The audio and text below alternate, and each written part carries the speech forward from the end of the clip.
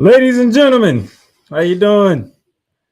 Yes, this is Monday. This is Monarchs of Wrestling, and yes, I am here to bring you some wrestling talk tonight on this October 27, 2025, the last Monday in October, because next Monday will be in the month of November. Yes, the playmakers in the building. Kuma Kane, still not feeling well, but he'll be back. Gotta get him right. Don't want to make it worse than what it is. So he's chilling in the background tonight, and I'm going solo tonight. So tonight, gonna practically go back a couple of weeks because WrestleDream happened 2 weeks ago, and we didn't do a show to cover that. So want to make sure you know what happened on WrestleDream on the AEW side and the fallout that happened.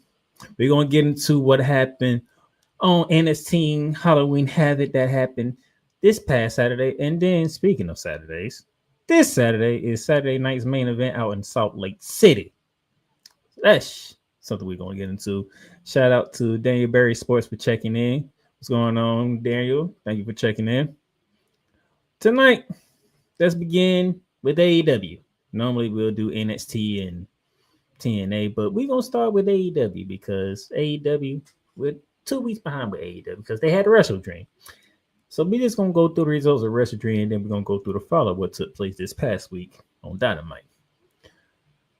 FTR took on Jet Speed. FTR defeated Jet Speed to begin the night. Jamie Hayter and Kayla took on each other. Jamie Hayter came out victorious in that one. Celebrate with Quinn Amanada. Sky Blue, Julia Hart walks from the stage because something else is going on with the women's division, which I will get into a little later. Jurassic Express back together for the first time. Jack Perry and Luchasaurus back together for the first time. They took on the Young Bucks. Jurassic Express got the dub. It was a great match. They put on a whole of a match, but shout out to Jack Perry and Luchasaurus getting the dub, being back together for the first time. No issues whatsoever. And I'm gonna give credit to the Young Bucks. The Young Bucks are taking on this role of this little like jobber role here. They doing pretty well with it. Putting other people over, putting other talent over.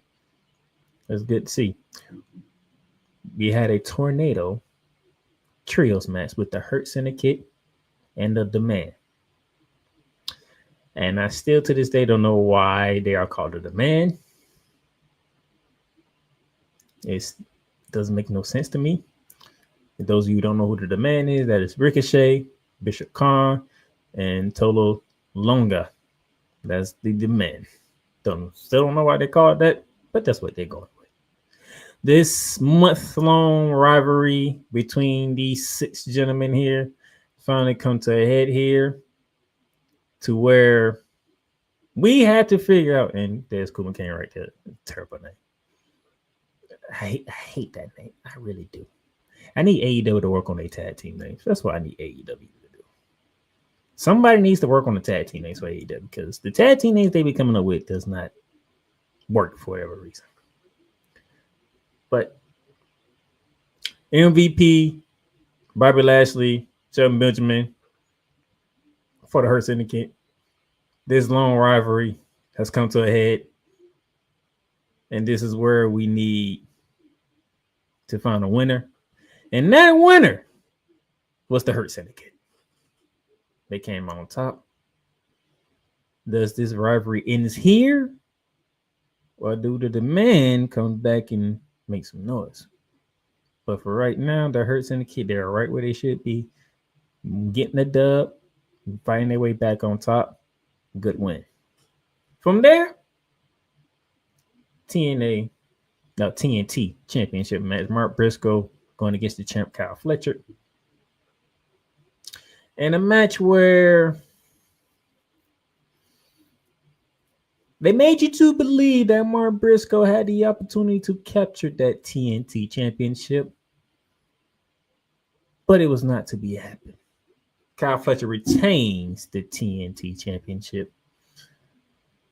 It had some moments where you looked at in disbelief because Kyle Fletcher threw everything but the kitchen sink at Mark Briscoe and couldn't put him down until the final seconds where a turnbuckle for a win. If I'm actually thinking about this correctly, he did two brain buckles, with the last one being onto a turnbuckle, which sealed the deal. You know what? Not actually a bad way to finish the match. If you did everything you could and you couldn't finish the match, you got to get very innovative. So a brain bustle on the turnbuckle, I'm with it. I'm with it.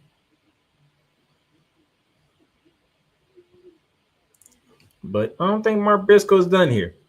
I don't think he's done. I think he wants another shot. Speaking of another shot, let's run it back for the AEW Women's Championship, where Thomas Tony Storm is getting her rematch with the new champ, Chris Statlander.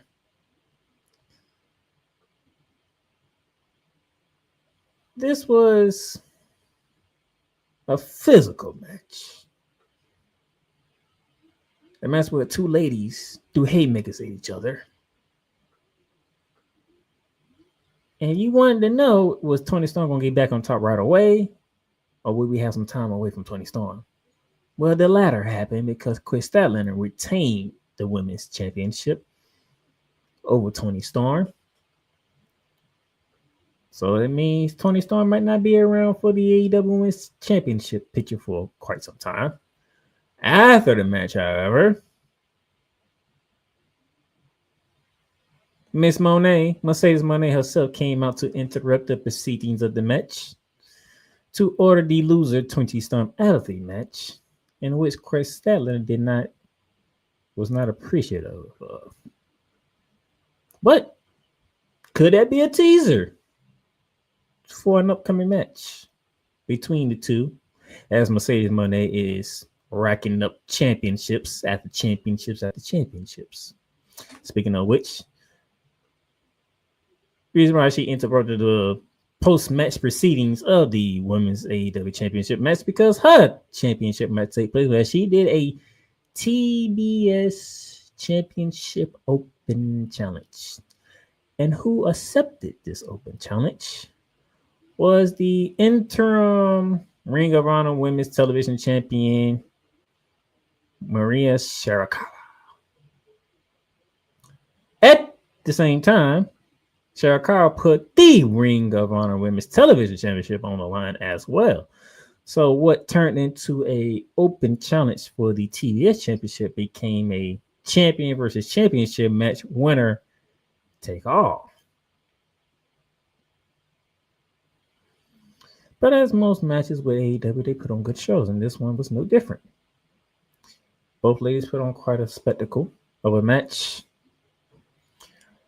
into which Mercedes Moné with the moneymaker tried to put it away, but Shirakawa was able to get to the ropes. But a backslide a little later on by Mercedes Moné, she defeats Maria Shirakawa, and now Mercedes Moné can now add the Ring of Honor Championship to it. This woman has, I think, 11, maybe 12 belts now. She has a lot of belts, which is nice for Mercedes Moné to have all these belts, but there's no substance with these championships. That's what we are missing. Like, I love Mercedes Moné. I love her. I need substance for you to have all these titles. There's no substance for all these titles that you have. There's no substance with the TBS title that you have. There's no substance. And that's what we are missing when it comes to Mercedes Moné. Yes, you broke a 3-decade-old record held by the Ultimate Dragon, who held 10 belts at the same time. You were like at 11, 12 belts. But I'm missing the substance. I'm missing the substance of these titles from Mercedes Moné. I need the meat and potatoes with these title reigns, and I'm not getting it.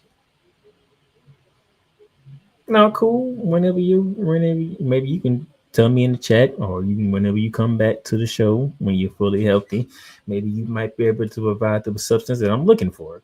But I don't see any substance with all these titles that she has. That's just me. But you are the first of reasoning when it comes to what AEW does. So I will lean to you in this regard if there are substances that I'm overlooking. But I'm not seeing any substance from my perspective. Okay, that's just me. I'm not seeing any substance. And I need to see substance with Mercedes Moné. From one championship to another, we had to the. And there you go. Cool says there's no substance. So we just out here winning titles left and right. That doesn't work for me. I need some substance with these title reigns. Like, I need people to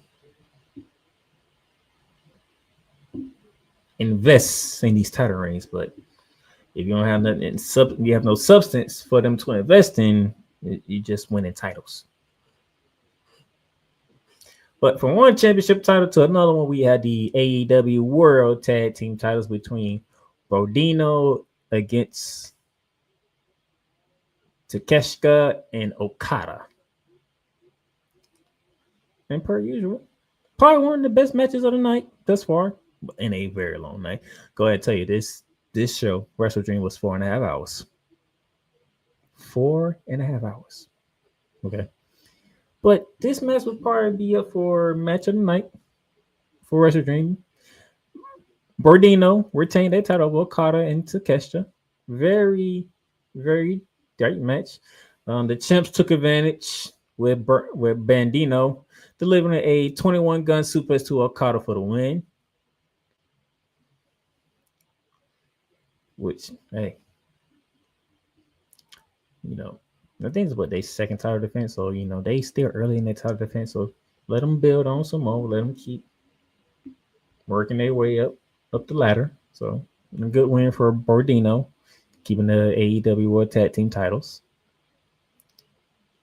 The AEW Championship on the men's side was up for grabs as Heyman out of pace defended against Samoa Joe.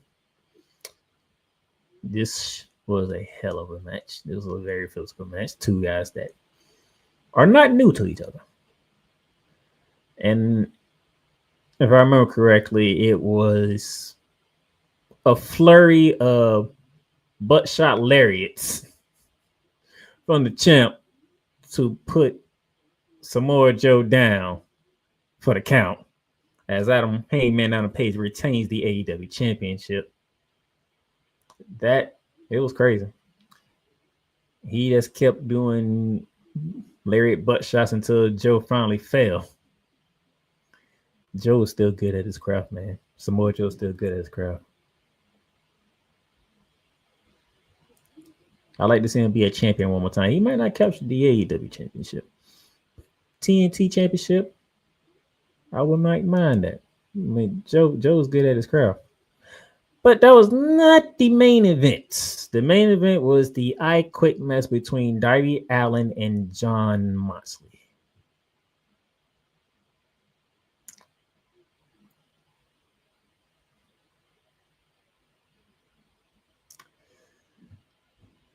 Okay. So the last time we was on the show and Kuma Kane was talking about this match being a I Quit match, told Kuma Kane, I don't know how you make either one of them quit because Darby Allin's a darn daredevil himself and Jon Moxley is crazy out of this goddamn world. So I don't even know how you even get one of them to say I quit. But somebody has to say I quit. So before I get to all the uncomfortable stuff, Sting made an appearance.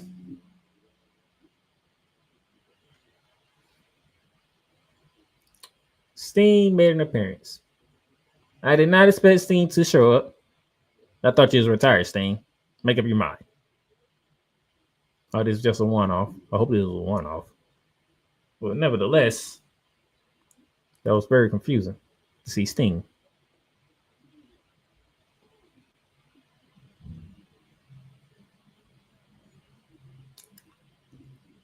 Man, I was on the fence. I'm like, I don't know. Somebody gotta say I quit. I just don't know who's gonna say I quit. But we this match here was just this match pretty much showed every way to have to do attempted murder. That's pretty much the best way I can describe this match. Every way that you can do attempted murder. They even included drowning a man in water.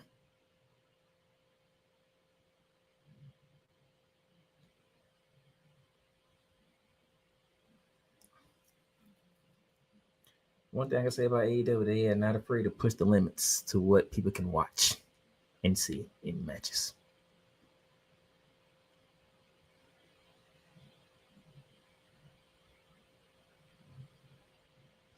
So, but how did John Moxley say I quit? Well, Darby Allin got the bat from Sting, and he started knocking home runs on John Moxley's body with the bat. He delivered a Scorpion Death Drop. Then he did the Coffin Drop. And by him doing the Coffin Drop, which led to him putting on the Scorpion Deathlock while being around the broken glass from the aquarium, and then John Moxley said the words, I quit.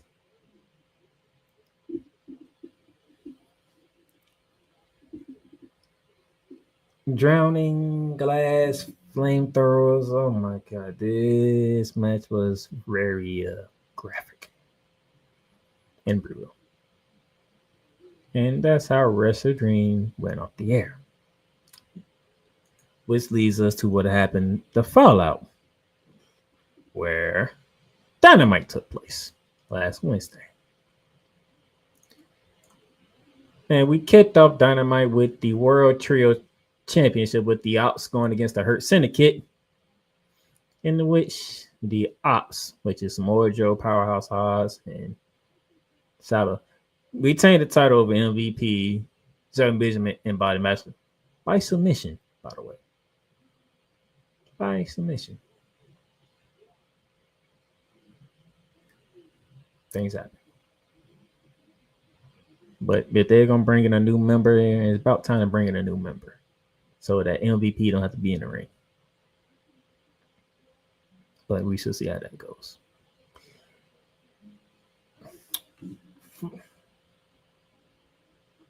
Flaming the AEW flag around, Darby Allin says he is not done with the Death Riders despite beating John Moxley in the I Quit match.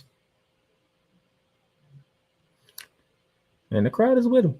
The AEW fans are with Darby Allin in this war against the Death Riders. So my question that I'm pondering is anybody going to join Darby Allin in defeating or in this war against the Death Rider? That is my question. So if you have any names out there, and one, I don't need to hear Sting. I need Sting to be retired. Okay. But does anybody on the AEW roster, anybody that's coming into the AEW roster, that can join Darby Allin in this war against the Death Riders? Or is Darby Allin a one-man soldier going into a death match? I think that's a fair question to ask.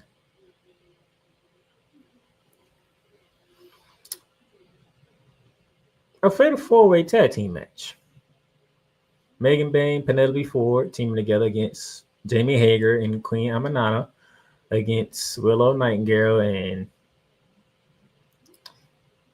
Haley versus Sky Blue and Julia Hart, which is very interesting and intriguing. But as my co-hosts say, a lot of front series of cakes in this match. Cakes everywhere in this one.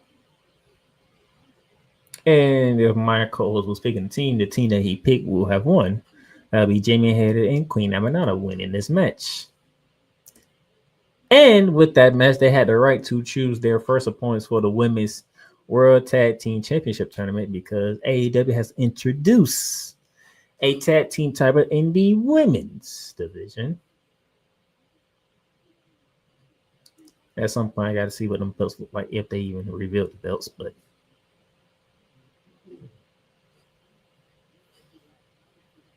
we'll get into that tournament a little further down the line in a minute. I come up with the cakes really.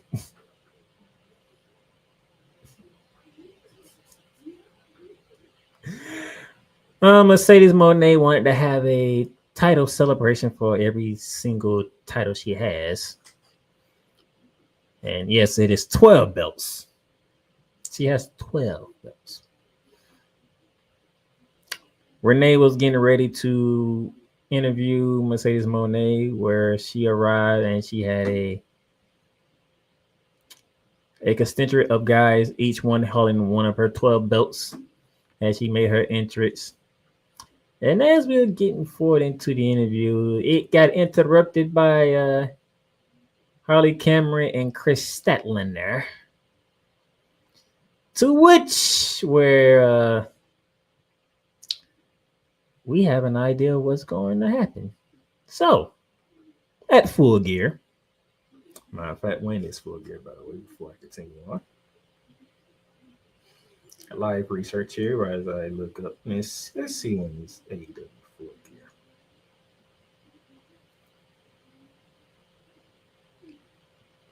So AEW Full Gear would be on the 22nd of November. So roughly 4 weeks from now, we will have the AEW Women's Champion Chris Statlander putting her title on the line against Money Moné, Mercedes Moné, as she tries to add a 13th belt to her repertoire, being the main belt of the company she works for in AEW. So we have 4 weeks to build this matchup.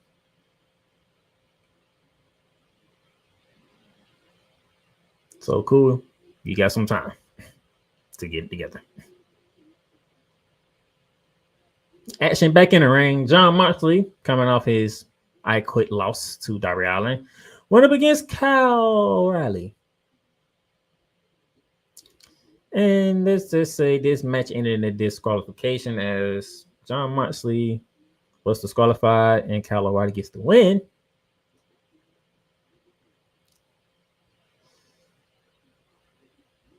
However, I don't think Kyle O'Reilly was thinking he was going to win that way, but John Moxley lost it. He crashed out. The Death Rider came, but the Death Riders are falling on hard times all of a sudden. And why do I say that? Because the very next match was the rest of the Death Riders going against Mark Briscoe, Orange Cassidy, and Roderick Strong. And Briscoe, Cassidy, and Strong defeated the Death Riders of Yuta, Garcia, and Castagnoli by pinfall.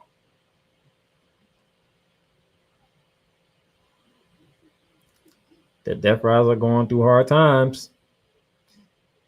We could be teasing some dysfunction here for the Death Riders. Or they could be doing what WWE does with Judgment Day. They tease and then all of a sudden, months later, they are still there together having fun. Mark Briscoe, he wants one more match for the TNT Championship. We'll see if he get it anytime during this one or at Full Gear. We shall see. But the more important thing of this segment is that the bracket for the AEW Women's World Tag Team Championship were announced. Jamie Hayter and Queen Aminata, they get the face off against Julia Hart and Sky Blue. Willow Nightingale and Holly Cameron will face off against Mercedes Moné and Athena. Megan Bain and Penelope Ford will be going against Anna Jay and Ty Conti. And then Timeless Tony Storm will be a part of this tournament. Her and Maria Shirakawa will take on Alex Winslow and Rio. I actually might want to watch that tournament. I think I want to watch that tournament. To crown the first ever women's tag team champions in AEW. I think I might have an interest in that one. I know my co-host does. I think I might have an interest in that one.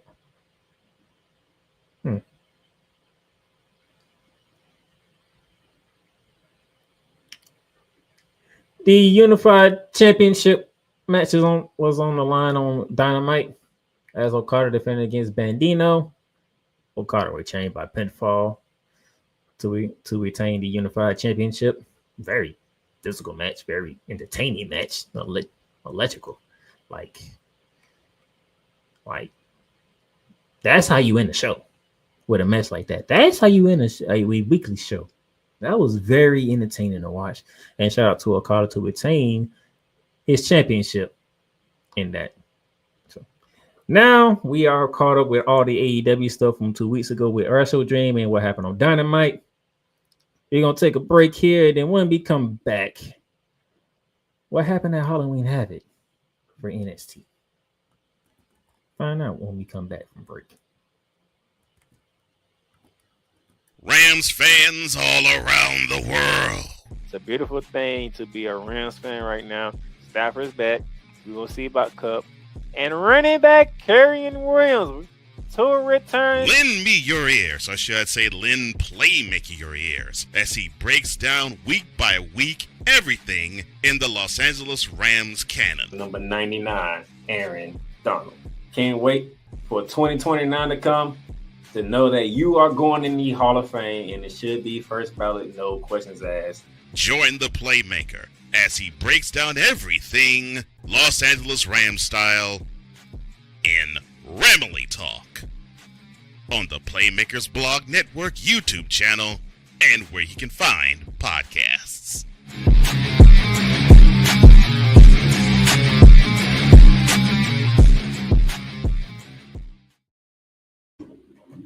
And welcome back here on Monarchs of Wrestling. I am going solo tonight because my co-host, he is not feeling well, but he's back there producing the show right now. NXT Halloween Havoc took place this past Saturday. Interesting pay-per-view, by the way. Very interesting pay-per-view. Some shocking moments took place in this pay-per-view, by the way. But we kicked off the festivities with Javon Evans teaming with the TNA X Division champion Leon Slater to take on Mr. Ingrana and La Paca from AAA. Very great way to kick off Halloween Havoc, by the way. I must say. This is a very good match. Interesting that you have two teams with 4 baby faces all around going against each other. Very rare that you see this happening. Very rare you had that happening. A lot of interesting things took place, but in the end, Javon Evans and Leon Slater, they got the dub in their first time teaming together on a stage like this. So that's a good way to keep started with them and help build them up, because I'm pretty sure at some point they're gonna run a Dark State and they're gonna have to be able to be believable against Dark State at some point in time. And yes, Dark State is still around. They call it a Day of the Dead with the North American Championship up for grabs as Ethan Page defending against Dr. Juana Jr. of AAA. Ethan Page wore face paint. I did not expect Ethan Page to wear some face paint for this match, but he wore some face paints for this match. And then Ethan Page does what Ethan Page does. Very, very disrespectful things. He ripped the mask of Dr. Warner Jr. He ripped the mask. He didn't rip it off, but he ripped apart the mask. And of course, Ethan Page retained the North American Championship. But the disrespect that Ethan Page does is the reason why he's very good at what he does, because he's very disrespectful. And people can't stand it. But you have to beat him, though. So Ethan Page, congratulations. You tricked me with the face paint and you continue to do your stuff. More power to you. So after the match, we went backstage and we saw Miles Bourne in the back, talking with Abel about getting a chance to fight Josh Briggs. And then Trevion Heights came in and he wants to be the one to have a fight with Josh Briggs. To the point where Abel came out and said, how about neither one of you fight Josh Briggs yet? How about y'all two fight each other on Tuesday, which would be happening tomorrow? It would be the former No Cats crew going against each other in Tavion Heights and Miles Bourne on Tuesday. Should be a very interesting match to watch, to be honest. Very interesting. Now, our first title match from Halloween Havoc took place where the women's North American, first one featuring the women's, where the women's North American Championship take place as Ruka, who was injured and couldn't defend her title, and Zarya asked to take her spot for this match. And Ruka said yes to it. So Zarya defending on behalf of Ruka the women's North American Championship against Blake Monroe. I was intrigued to see how this match was going to go because depending on the results of this match, I thought would give me a leeway into which direction they are going with all three ladies. And to be honest, I still don't know which direction they can go with this, to be honest. But Monroe kicked the crutch away from Ruka and she fell. Zarya landed some shots on Blake Monroe, threw her back in the ring, and then they went to check on Ruka, which was a mistake on her part because she ended up taking a DDT on the outside, and then she took a future shot DDT inside the ring. And ladies and gentlemen, the glamour one, Blake Monroe, has her first WWE title. That would be the NXT Women's North American Championship, as she is now the winner. And it's going to be interesting to see how this goes with Ruka and Zarya. Will this drive a risk between them? It'll be interesting to see how Blake Monroe does with her first title in WWE. Could we have a rematch, so to speak, between Ruka and Blake Monroe? Because technically she was the champion but didn't defend it. Could Zarya find her way to get a rematch for that title? Because she was the one that got beat. I still don't know which way they can go, but it's gonna be an interesting look at. Hello to my sister who is in the chat, and of course Kuma gotta come with the case, even though he's not even on screen. And I just realized you spelling cake with a K, not a C. And Blakey cupcakes, really? Blakey cupcakes. Well, since we're on the subject of cakes, the TNA Knockouts champion, she was watching backstage, and then Jordan Gray showed up, dressed up as Daffy from Scooby-Doo. Those of you who know about Scooby-Doo and Daffy. Not Daffy, Velma. My bad. Velma, dressed up as Velma, with the glasses and everything. Orange shirt, the skirt, and the glasses. She did the whole thing. She already dressed for Halloween already. And Halloween is actually this Friday coming that past Saturday. Had some words backstage, and Jordan Grace slapped Kalani Jordan, which tells me that at some point Kalani's next title defense will be coming to the Juggernaut. And when that happens, I want to see how they book this match, because in a real world, there's no way Kalani is beating Jordan Grace. So I want to see how they book this match, and I want to see how they let Kalani Jordan retain the title, because I believe she's going to retain the title. I just need to see how they're going to do it, and do it in the way that I can say, okay, that's a good way of doing it. Because in any world, and even my coach can admit to this, there's no world where Kalani Jordan is beating Jordan Grace in the ring. So I need to see how they're going to make sure that Kalani Joy retains this title. Speaking of world titles, from TNA to NXT, the women's NXT championship was on the line as Jordan Grace went up against Tatum Paxley. Now, if you didn't watch this match and if you didn't know what was going on, you gave Tatum Paxley no chance in the world of winning this match. Because like NXT is loving the fatal influence aspect of it, the calling, and Tatum got the number one contendership because she kind of outmaneuvered her own partner, Easy Dane, and yeah, and the Colin, we still don't know what we want to do with them. So you not giving Tatum Paxley no chance in the world. That's if you weren't paying attention. And then leading up to the match, Tatum Paxley, we got to talk on the mic against JC Jane, and sounded very good. Very inspiring. People was behind it. Okay, we may have something here. Or just gassing the fans up and whatnot.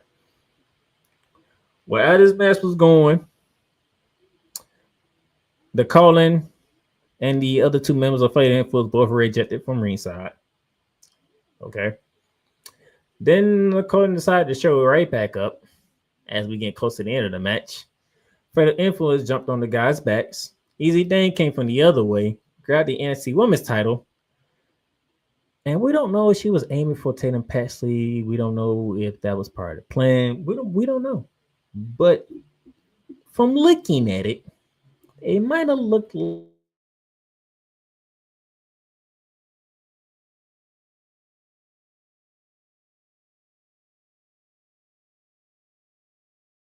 there we go. It looked like Easy Dane might have been going for Tatum Paxley, but she ended up getting caught by JC Jane. Tatum Paxley catches JC Jane, and all of a sudden, the crazy one, Tatum Paxley, is the new NXT Women's Champion. That's right, Tatum Paxley. Tatum Paxley is the new Women's Champion.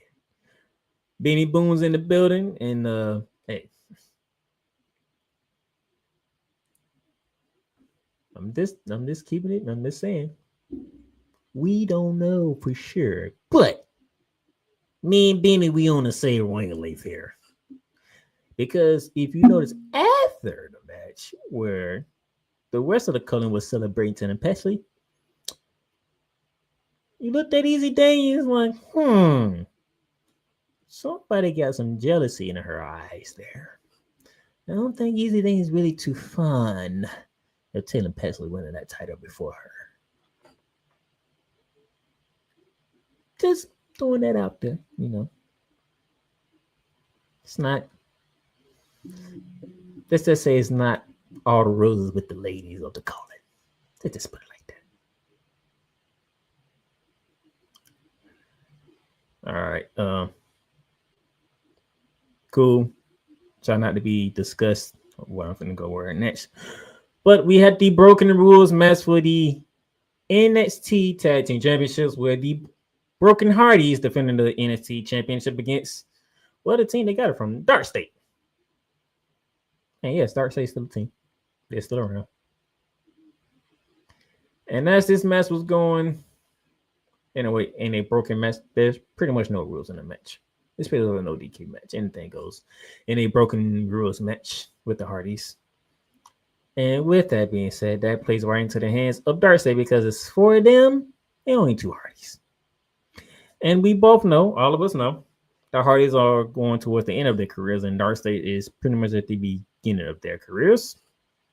So Lennox and Griffin defeated the Hardys, and they in the NXT Tag Team Championships are back in the hands of Dark State. So title reign number 2 for the 4 gentlemen in Dark State.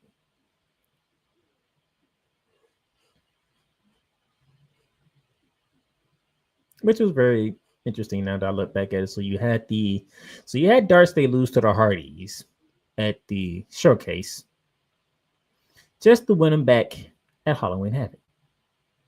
Interesting move there. That's a very interesting move. I don't know how y'all feel about it, but that's an interesting move there. And being I'm with you, that women's championship match between Jessie Jane and Taylor Pass, that was a must-see match. That was a great match. A striking ending match too, but because I don't think a lot of people had Taylor Paxley winning that title. But hey, a shock for a shock. That brings us to the main event of Halloween Havoc. NXT Championship, Ricky Saints defending against Trick Williams. And I think right now Trick Williams has the best entrance going on in WWE right now.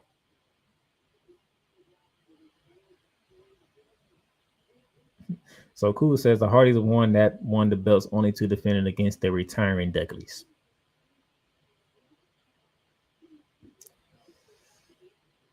Sometimes what they are doing with TNA and NXT kind of don't make sense at times, but it is what it is. We gotta take the good with the bad, ain't that right? You gotta take the good with the bad.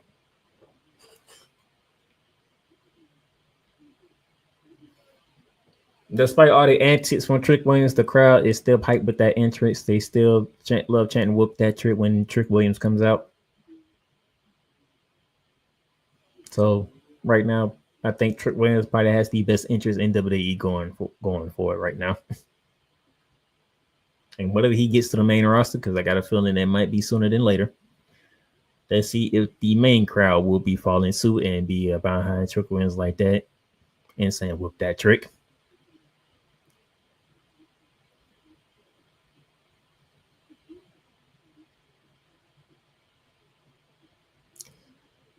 This was a strange match, should I say? This match was slow and methodical at times. Then you had flurries, but it's like there was no rhythm to the match for this one. Out of sorts at times, but you know.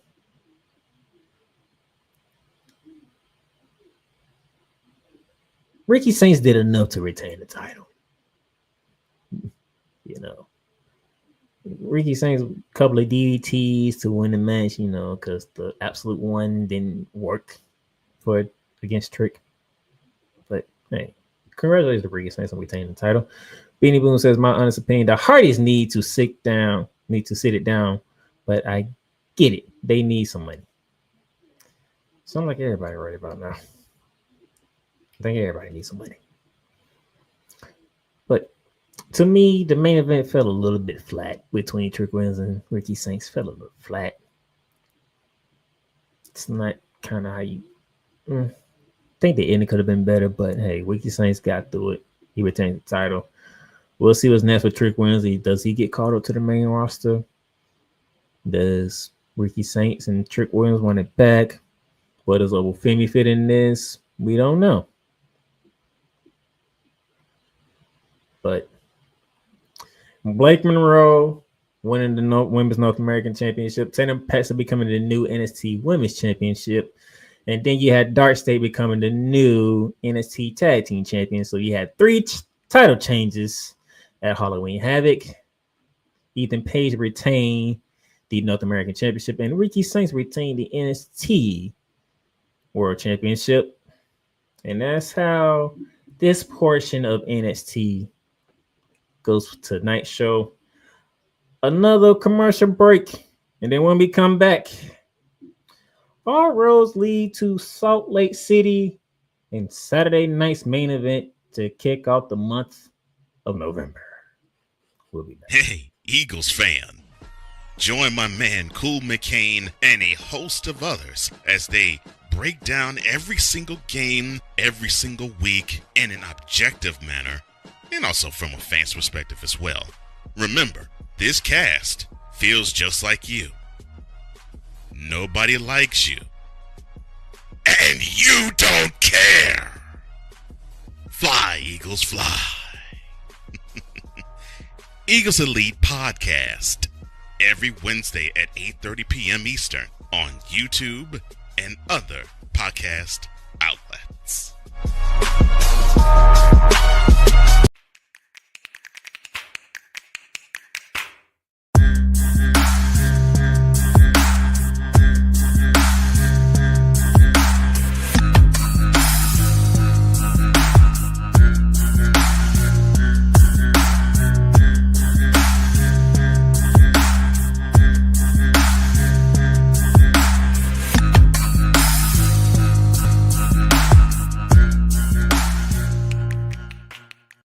Whether it's news, the largest egg producer finds bird flu in chickens at a Texas plant, weather, devastating tornadoes rip through the heart of the United States, inspiration, a breast cancer survivor completed the journey of chemotherapy and now begins a future one of matrimony or sports. Michael Jordan is shown on a photo with Diddy. LeBron James has a video extolling the virtues of a Diddy party.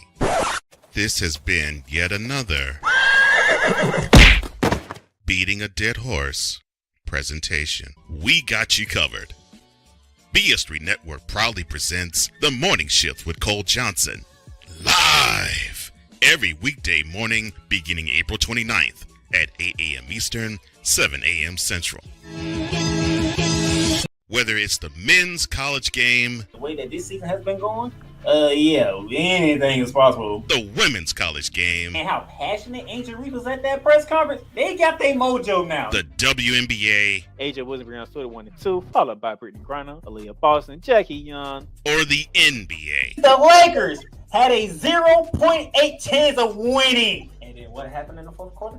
LeBron James by himself outdid the Clippers. You will get any and all of the information right at your fingertips or your earlobes. Join the Playmaker as he breaks down all things basketball in Shooting Lights Out on the Playmakers blog, network, YouTube channel, and where you can find podcasts.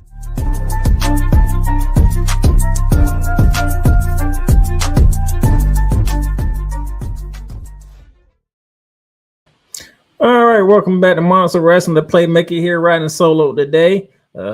Whenever you get a chance, check out the latest episode of Shooting Lights Out with me and Coach Johnson.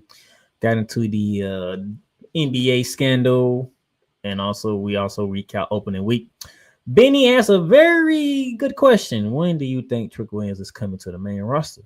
But do you think he's ready for it? So I can see him coming sooner rather than later, because of the injuries and the non-injuries that's going on with the roster right now. So yeah, I seen reports of we could see Obafemi and Trick Williams' names in the hat of coming to the main roster sooner than later to help fill some voids on the roster on Raw and SmackDown. I think SmackDown might be the primary target for this, with probably some going to Raw. And is Trick Williams ready? So I'm gonna be honest with you on this one. I think if you bring him up there, let me see what he's like in a month. Because I can say he's not ready, then I could be completely wrong that he's ready. I have to see what they do with him, and it's probably about to take about a month. About a good month to see if they are booking Trick Williams in a correct manner, or are they just doing what they usually do, like Carmella Hayes and people like that. But I want to see what it looks like if they bring him up, what he looks like in a month's time. Okay. Speaking of which, Monday Night Raw, the fallout from the shocking previous Monday Night Raw when it ended with Braun Breaker and Bronson Reed taking out the now former World Heavyweight Champion Seth freaking Rollins, which we actually can confirm that he is out with an injury. He has shoulder surgery that was successful, and the reason he had to have shoulder surgery because if you go back to Crown Jewel, when he did that coast to coast, instead of doing it with his feet, he did it with his head. He landed on his shoulder the wrong way, which is the reason why we don't see Seth Rollins. So they had to change plans, and which is why I answer the question that I answered, Benny, is because now they had to switch plans. Now they had to scrap what they had going for War Games, because Seth Rollins was supposed to lead a team, was supposed to lead a division into War Games. Now that's not going to happen, because Seth Rollins is out with injury. A legit injury this time. He's not faking this. Is a legit injury this time. I can confirm this is legit. Cool is saying they're going to bring back Trick Mellow Game. If he's going to SmackDown, I can see that working. And plus, Trick and Miz is going at each other, which is very entertaining for me for selfish reasons. Beanie also says, I think they're bringing him up around Warrior Rumble night. We're not that far away. I mean, Saturday is the month of November, and then you talking, 2 more months after that? We're going to hit January. It's pretty much the road to WrestleMania as soon as you hit January and going into the Royal Rumble. So it's going to be interesting what they do when they bring up Trick and Obafemi and Tony D'Angelo, which they might be already bringing up Tony D'Angelo, by the way. But back to Monday Night Raw. So we kicked over Adam Pearce, officially stripping Seth Rollins of the world title after the Vision showed up with the world title because Bronson Reed had it. And it kind of made Adam Pearce look like a fool by making him saying please and all that other stuff. So we're having a battle royal to determine who will face CM Punk for the World Heavyweight Champion, the vacant World Heavyweight Championship, because Adam Pearce said CM Punk earned the right to fight for that title, so we're going to find him an opponent for that title, which is good. Our first matchup was for the, speaking of championships, the World Tag Team Champions, as JD Madonna and Finn Balor have defended the title against AJ Styles and Dragon Lee, and the reason why they had to is because what Adam Pearce and AJ Styles did to Dominic Mysterio the week prior was just dirty. That was just dirty. The man was like, why am I the only one defending my title? I'm the workhorse around here. And then AJ Styles was like, oh, you're right. He's right. Maybe Finn Balor and JD Dillon could put them tag team titles online. And Adam Pearce was like, Dom, that's a great idea. And Dom was not even thinking about his team defending them titles. That was the first thing from his mind. But they using that as the fact that since he opened his mouth, they had to defend their titles. To which we have new World Tag Team Champions. AJ Styles and Dragon Lee are now the new World Tag Team Champions. And Judgment Day is down to 2 titles because they both are held by $30 Mysterio.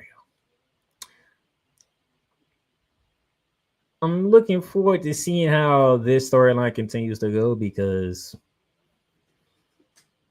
cool, correct me if I'm wrong, but if I remember correct, I think we teased breakups of the Judgment Day for like probably 7 different times, and they still haven't broken up yet. If my math is mathing correctly, just asking because it's like they keep trying to do distintions and whatnot, and all of a sudden, all right, he said don't trust it because I'm just like. This is a continuing thing. We're going to continue to plant seeds of dysfunction, and then all of a sudden there is no dysfunction. Honestly, if they bring Liv back, is she even going to be with Judgment Day again, or is she going to be on her own? Because I'm starting to get that question now. That question started happening, I think, about 2, maybe 3 weeks ago. I never said it on the show yet until now, but I've been thinking about, is they even going to bring Liv back to be with the Judgment Day?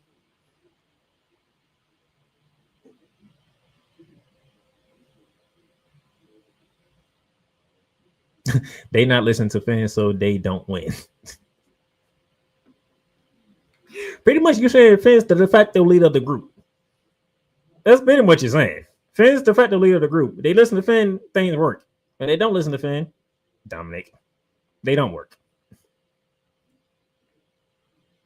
That's pretty what you're saying. Speaking of Dominic, he had to defend the Intercontinental Championship against Rusev because Rusev won his rematch.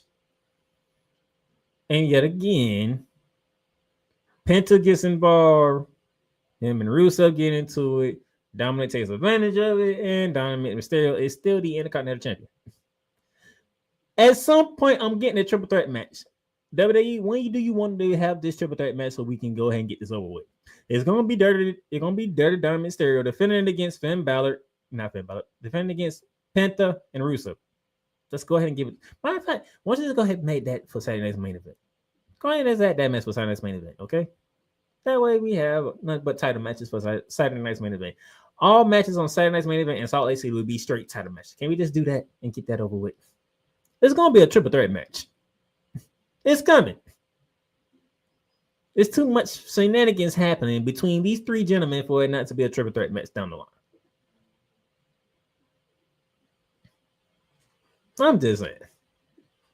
And Benny agrees with me. Just go ahead and give us the triple threat match and get it over with. Whoever wins, wins. We don't even care who wins. Just go ahead and give us the triple threat match between the three. And whoever wins the title wins the title. It is what it is.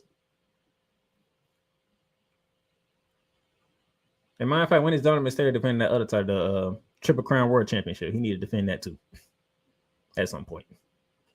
Speaking of defending, Women's Intercontinental Championship match as Maxine Dupree challenges Becky Lynch for the Intercontinental Championship on the women's side.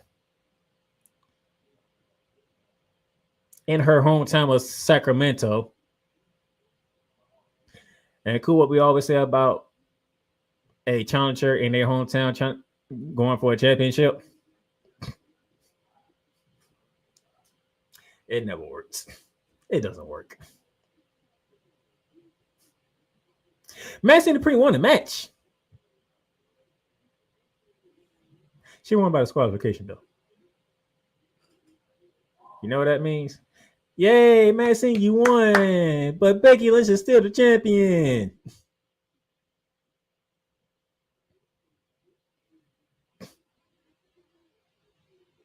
So, in other words, a big fat L. So, you won the match, Maxine, but you don't have the championship. So, did you really win?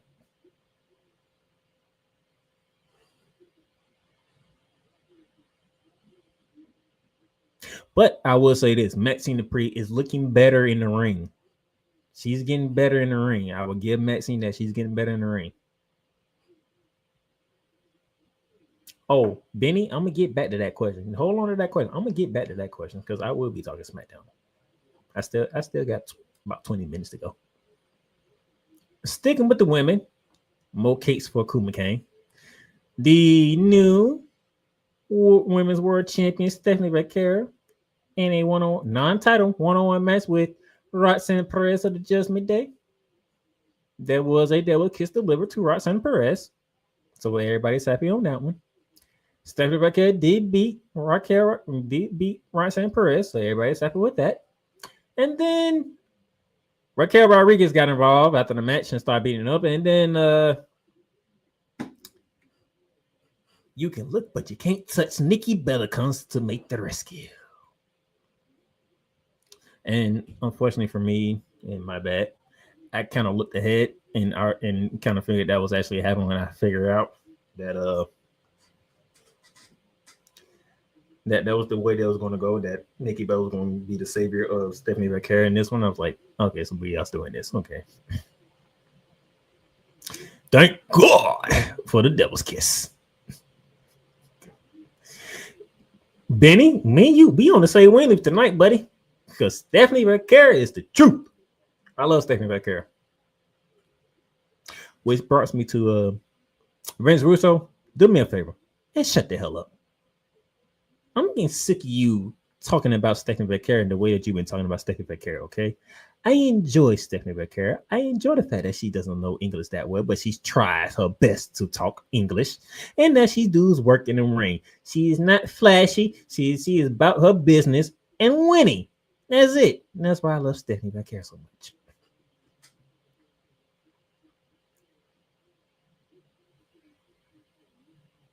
Cool, you can have your shot at Vince Russo next week. And I can see the flow to you. Matter of fact, I'll probably give you right off the bat to say whatever you want to say about Vince Russo.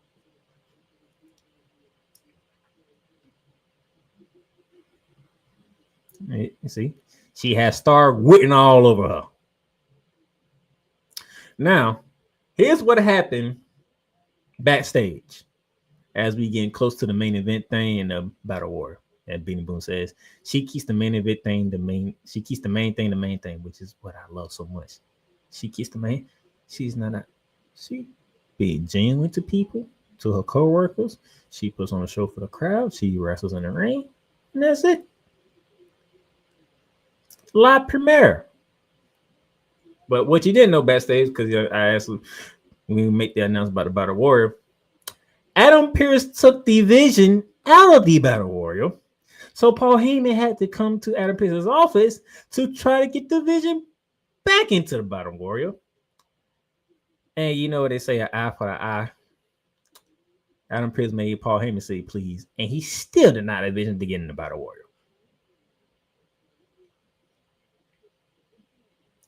So there's no Braun Breaker. There's no Bronson Reed in this Battle Royal that I'm going to I'm going to get into. But you know what? Paul Heyman flipped the script on the division. Very good, by the way. He was telling him when he brought Brock Lesnar into the WWE, they listened that Brock Lesnar listened to Paul Heyman, and then at that time, Brock Lesnar became the youngest champion in WWE when he beat The Rock at SummerSlam. When he teamed with CM Punk listened to Paul Heyman, and CM Punk had one of the longest title reigns in modern wrestling at the time. When Roman Reigns teamed with Paul Heyman, then he had the longest title reign in modern wrestling. We all know that, 3.5 years with the bloodline as the undisputed champion. And you know, Bronson Reed and Braun Breaker say, you know what? I got a lot of learning to do. And also say I got a lot of people to break. Spearing and Tsunami. So be on the lookout as we get closer to Saturday night's main event, and then we get closer to Survivor Series. That division, led by Braun Breaker and Bronson Reed, they might be starting spearing people in half and Tsunami people into hospitals. Just be on the lookout for that. Just saying. That brings us to the main event, which is the Battle Royal to determine who will face CM Punk at Saturday night's main event. You had Rusev, Ivan, Grayson Waller, Kofi Kingston, Dominic Mysterio, Finn Balor, JD Madonna, Akira Tozawa, Otis, Grande Americano, Penta, The Uso, Jimmy and Jay, LA Knight, AJ Styles, Dragon Lee, and Sheamus. CM Punk joined Joey Texas Tour and Ray bet on commentary to see who his opponent would be at Saturday night's main event. Through all the eliminations and all the other good stuff, we were down to Jimmy Uso, LA Knight, Dirty Diamond Mysterio, and Jey Uso to see who wants to go to Saturday night's main event for a shot at the vacant world championship. And man,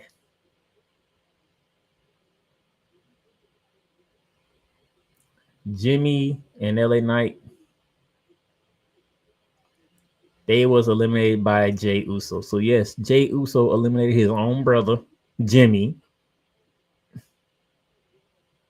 And then there was Jimmy Uso and Dirty Dominic Mysterio.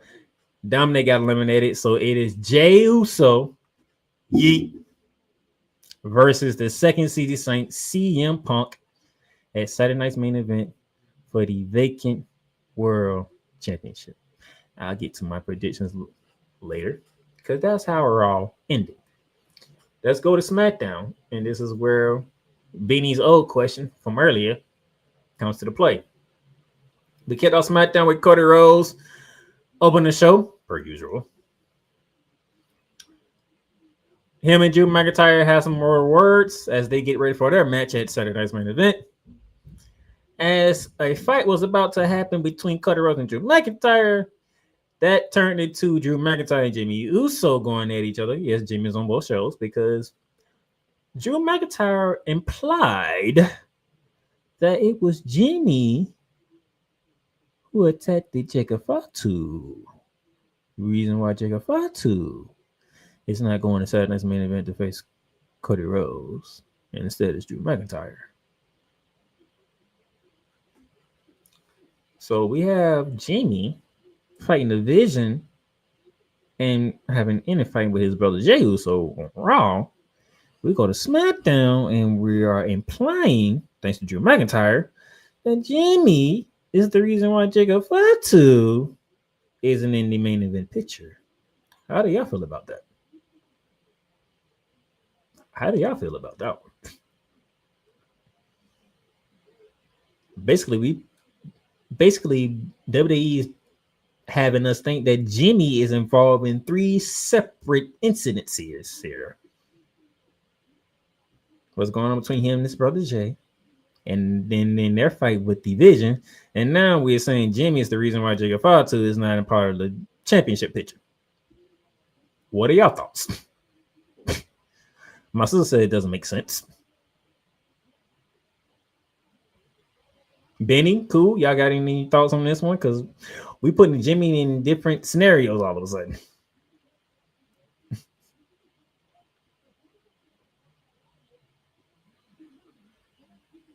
Now the miss, we don't know how long we're gonna have Jimmy around because we do know Naomi was pregnant. So at some point in time, Jimmy gonna have to step away from the business for quite some time to help, raise a child. But we just dropping Jimmy and all kinds of stuff here.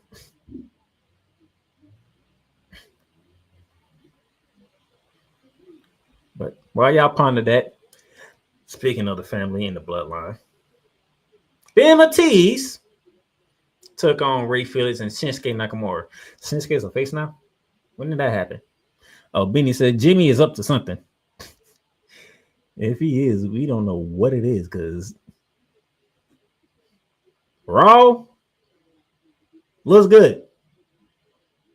Trying to get his brother head right, and then trying to take on the Vision. On SmackDown, Drew McIntyre out here saying, hey, I didn't take out Jacob Fatu. Jimmy took out Jacob Fatu. So Beanie said jealousy is y'all can feel that. Y'all can put in whatever word you want to put. Whatever you want to put behind A, go for it.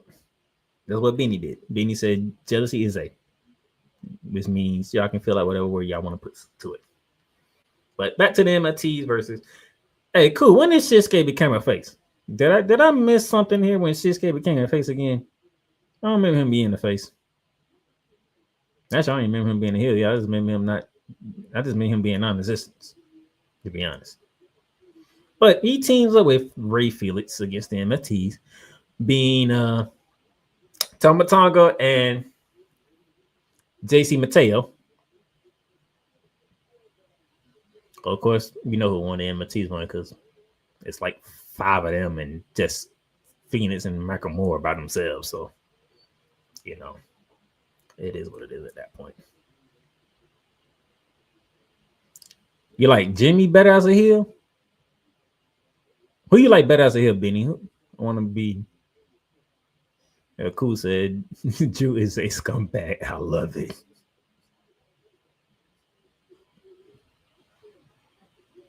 But Drew says he always tell the truth no matter what happens. He tells the truth. So is he saying that Jimmy actually attacked Jacob Fatu? You know how Drew McIntyre is. He likes to tell the truth. He says people don't like hearing the truth. So I don't know. It's an interesting thing. He liked the Shinsuke better as a heel. I don't remember him turning the face, so I'm still confused by that.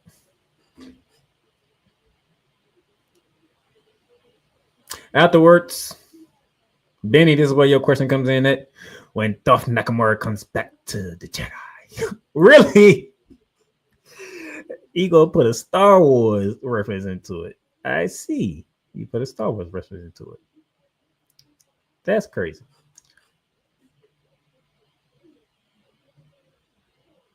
All right. This is what Benny put in the chat earlier. I was on Raw and not SmackDown, but I'm here on SmackDown. This is where I'm at. Is Tiffany time over? Is it Jade's time yet? So, Kiana James went up against Tiffany Stratton in a non-title match. And of course, Tiffany Stratton won, of course. Afterwards, the Women's United States Champion Julia went on the attack, and then Jade Cargill made the save. After the save was made, and this is what had put SmackDown on the map for the weekend.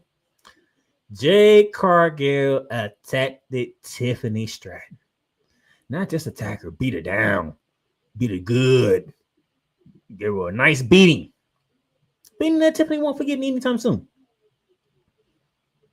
With the scar on her eyebrow, Jade Cargill had that look and this is about everybody on social media who does recording and talks wrestling religiously. All love the fact that Jade Cargill did this. They are happy that we are getting a heel Jade Cargill. Now, my question to my co-host and anybody else in chat, my sister Benny, if y'all want to answer it, does this really make her a heel, or this is just Jade Cargill saying my time is now? Oh, she whooped that trick. Oh, she definitely whooped that trick. Oh, she gave it to her. She beat her down. So, because a lot of people are saying this is the Jade Cargill we need at this moment in time. They're saying WWE put the trigger at the right time. We need a heel Jade Cargill. Cool. My co says her time is now. Benny says a heel, in my opinion.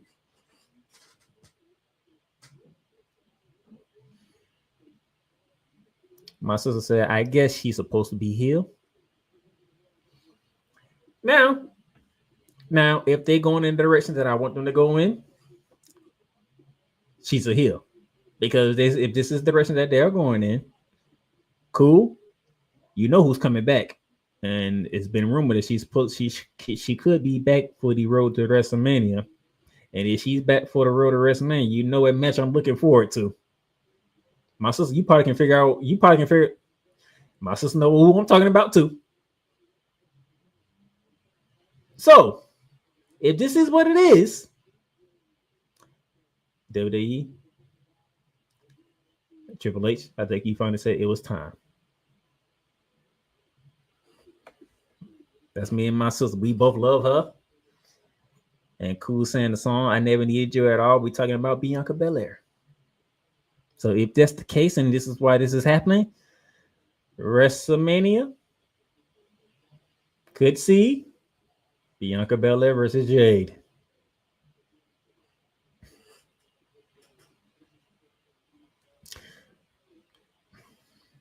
Like, Yolanda, I know how you feel about both of them. But Cool and I can both tell you, as soon as brought Jade to WWE, that's one of the first matches we was looking forward to. When are we going to get them two in a WrestleMania? Hopefully a main event at that as well. Main event at WrestleMania, because it's going, like you said, take my mother loving money. I'm gonna tell you this right now. As soon as they brought Jade, I'm waiting for her and Breaker Barrier to go at it. I'm waiting on Jade and Charlotte Flair to go at it. Okay, them really the two matches I'm waiting for. I'm been waiting for this. I might get Bianca Belair and Jade this next year in 2026, and I'm here for it. I've been waiting on it. It was a matter of time. They decided it's now. All right. Quickly, let me go through the rest of this real quickly. The United States Open trying to continue, even though it ended up dragging off. Won the title with Sami Zayn the previous week. He continued with Aleister Black. That's up to the challenge with the right Selena Vega by his side. Damian Priest is back with a vengeance. And Dragunov defeats Black. Damian Priest is not done with Aleister Black, so we have more on the meats and bones between Aleister Black and Damian Priest. Jimmy Uso took on Drew McIntyre to settle their differences of what took place with Jacob Fatu. Great match, good match. Both guys are good at their crafts. Claymore later, and Drew McIntyre defeats Jimmy Uso. Of course, you have to defeat him because you don't want to fight for the Universal title, not Jimmy Uso. So it won't make no sense for you to lose going into Saturday night's main event. And that's how SmackDown ended. Speaking of Saturday night's main event, right now we have 3 matches on the card. We have the Undisputed WWE Championship with Cody Rhodes defending against Drew McIntyre. I like Cody Rhodes in this one. I like Cody Rhodes to retain it. I think Cody Rhodes is probably going to retain it all the way to WrestleMania, in my honest opinion. Who he fights at WrestleMania will be determined at the Royal Rumble, in my opinion. And then I'll go from there to see if he's going to lose that match at WrestleMania or not. WWE Women's Championship match between Tiffany Stratton and Jade Cargill. Tiffany, you had a great run. You had a good run as women's champion, but I think the storm has arrived. I don't want to hear the storm is coming. The Storm has arrived. The Storm is taking the title at Saturday Night's Main Event. And we get to see a heel Jade on the road to WrestleMania. And hopefully I get my WrestleMania match. I am taking Jade Cargill to win her first singles title in WWE. And then that leaves the vacant World Heavyweight Championship between CM Punk and Jey Uso. I can yeet all day, but I'm going with the second scene saying I'm going CM Punk for the win. I got CM Punk winning this one.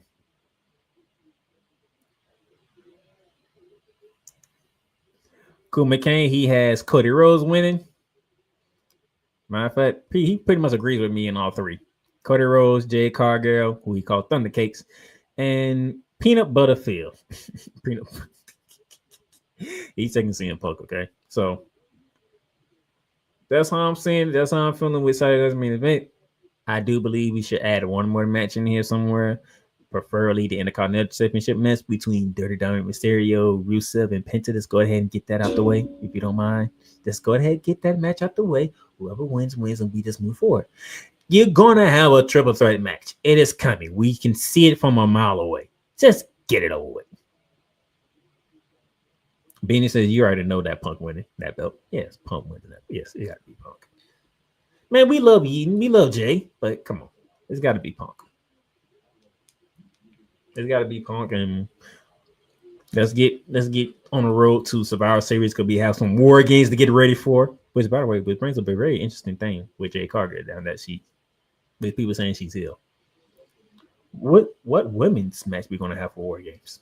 That's what I'm looking forward to. I got a feeling the men's might feature the Vision at some capacity and some bloodline people, but I'm gonna see that. Jay's gonna get it through, just not yet. You mean so? He said Jay's gonna win it back. It just won't be at Saturday Night Main Event. Okay. All right. It is 8 o'clock. We hit the top of the hour. Thank y'all for tuning in on this edition of Monarchs of Wrestling, episode 105. Shout out to Shady Sports Network for putting us on. Shout out to the Real Rise Radio, which we are live on as well. Shout out to everybody watching. Shout out to the Playmakers Blog Network also as well. Next week, we'll be back. We'll see the fallout from Saturday's Night Main Event. But our reactions from myself and Cool McCain. Did anything interesting take place in the fallout from Halloween Havoc on Tuesday? What TNA had to offer this week? What did AEW had to offer this week? And then once we do that, our roads are leading to Full Gear, which is the 22nd of November. And then the week after that, on the 29th, it will be Survivor Series out in San Diego. I am the playmaker for my co-host Cool McCain, who's in the back producing the show as he's still dealing with some sickness. We'll catch y'all next week for more Monarchs of Wrestling.